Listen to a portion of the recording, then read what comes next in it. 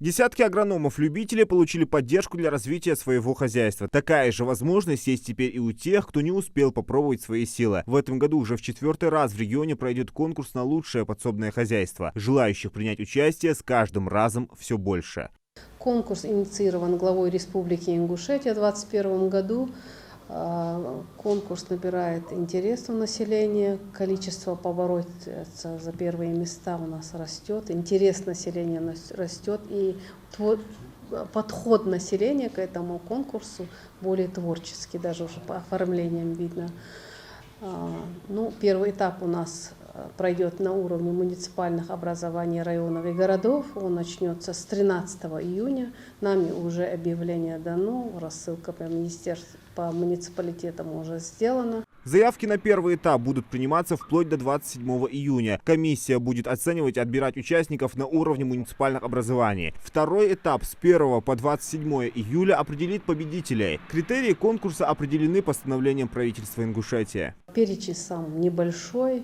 Любой гражданин, проживающий на территории республики, ведущий личное подсобное хозяйство, подает анкету, характеристику на свое личное подсобное хозяйство, документ на земельный участок при наличии, если он оформленный, и справку по хозяйственной книге о составе семьи. И отбор входит также критерии определены.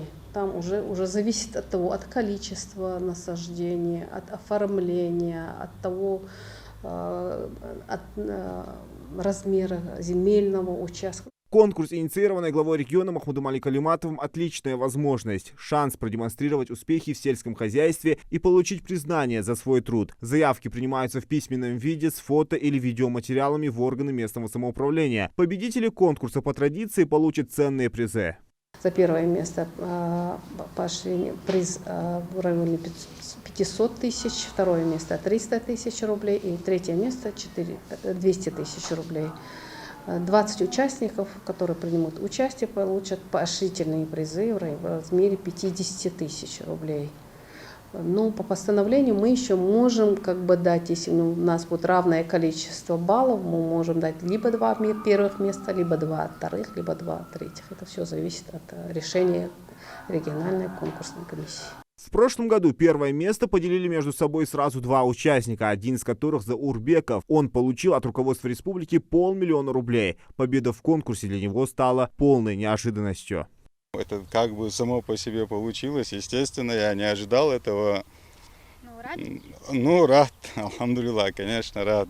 При этом, справедливости ради, участвовать в конкурсе призеры прошлых лет не могут. Заявки в конкурс они смогут подать только через 3 года. Это же правило распространяется и на тех фермеров, которые уже получили грантовую поддержку от государства на развитие своего хозяйства. Зелимхан Калоев, Султан Магушков, Магаз 24.